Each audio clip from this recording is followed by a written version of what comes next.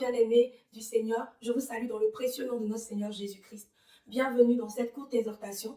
Nous allons ensemble parler de Josué chapitre 1, le verset 8. Qu'est-ce qui est écrit?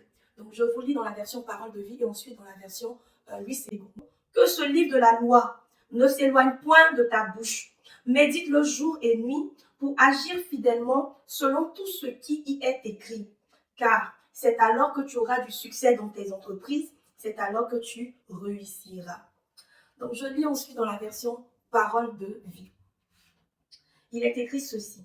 Répète sans cesse les enseignements du livre de la loi. Redis-les dans ton cœur jour et nuit. Ainsi, tu t'efforceras d'obéir à tout ce qui est écrit. De cette façon, tu mèneras tes projets avec succès et ils réussiront. Amen, amen. Waouh, c'est tellement profond. Franchement, ça me parle.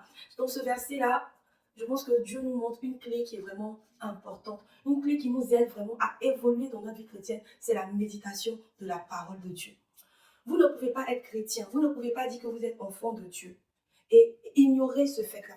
Je vous exhorte, si vous n'avez pas l'habitude de méditer, à méditer au moins jour et nuit, au moins une fois le matin, au moins une fois le soir.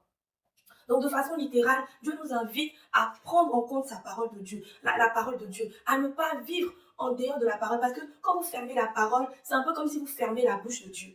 Quand vous ouvrez la Bible, Dieu vous parle au travers de la Bible. Vous recevez des instructions, des messages, la volonté de Dieu. Et vous apprenez de plus en plus sur lui. N'est-ce pas que la vie chrétienne, ce n'est pas une religion, mais c'est une relation entre nous et Dieu. Vraiment, Dieu est venu créer une relation. On n'est pas vraiment dans cette affaire de religion, mais plutôt de relation. Et vous ne pouvez pas être en relation avec quelqu'un sans entretenir cette relation, sans connaître la volonté de cette personne. Quand vous êtes même en relation amoureuse avec quelqu'un, c'est important d'écouter la personne, d'apprendre à connaître la personne. Mais comment on peut être en relation avec Dieu sans chercher à connaître Dieu, sans chercher à le comprendre, à lire sa parole, ses volontés, ce qu'il veut, comment il se manifeste, comment il agit, comment il a opéré à telle période et tout. C'est important.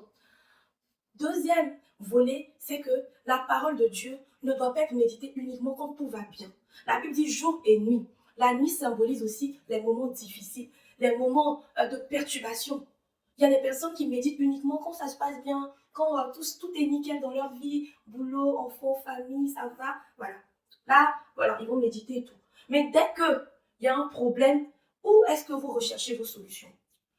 Vous cherchez la solution où, vers qui? Quand il y a un problème, ne courez pas à gauche, à droite, courez vers Dieu. Et courir vers Dieu, c'est courir vers sa parole. Face à tel problème, qu'est-ce que la parole de Dieu dit? Face à telle situation que je traverse, qu'est-ce que la parole de Dieu dit? C'est comme ça qu'en tant qu'enfant de Dieu, nous devons pouvoir réagir. Face à n'importe quelle difficulté, notre première action ne doit pas être de courir vers les hommes, vers le pasteur, vers le frère et tout, la sœur, mais c'est d'abord de courir vers la parole de Dieu.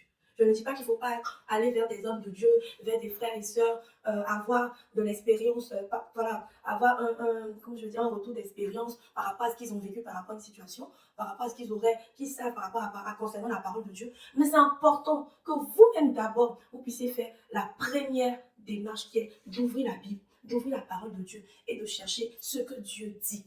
Et aujourd'hui, il y a tellement d'outils qui nous permettent de trouver ce que Dieu dit. Si la Bible elle est tellement grande, je ne sais pas comment je vais tomber sur. Vous pouvez déjà aller sur Google, sur Internet, sur votre moteur de recherche, pas que Google. Vous mettez le thème. Vous pouvez mettre un thème.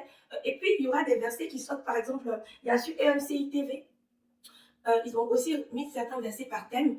En tout cas, moi, je les trouve par thème. Je ne sais pas. Mais c'est sûr qu'il y a l'application YouVersion. YouVersion, vous partez sur App Store ou Play Store, vous téléchargez YouVersion ou Ma Bible. Parfois, c'est mis Ma Bible, mais quand vous mettez YouVersion, il y a une version d'une application qui s'appelle Ma Bible qui sort. Et sur cette version, quand vous la téléchargez, vous mettez votre mail, vous créez un compte, vous pouvez méditer la Bible par thème. Et quand vous êtes confronté à une situation, vous mettez juste le thème et vous verrez les versets qui vont sortir par rapport au thème. Il y a même des études bibliques par thème. Donc si par exemple, c'est la timidité, c'est la peur, c'est le manque de confiance, c'est la dépression, vous mettez tout ça. Et vous aurez par thème des versets et même aussi des études approfondies d'églises, d'hommes de Dieu, femmes de Dieu, voilà, sur ces différents thèmes. Donc, retenons ceci. En tant que chrétien, on ne peut pas vivre notre vie chrétienne sans la méditation de la parole. La Bible nous dit dans Josué que c'est alors, Josué chapitre 1, verset 8, c'est alors que tu réussiras. C'est alors que tes projets vont aboutir. Je reformule, je récapitule. Donc, n'hésitez pas à méditer la parole de Dieu. Je vais vous laisser sur ce. On se retrouve pour une prochaine exhortation par la grâce de Dieu. Que Dieu vous garde. Shalom chez vous. Salut.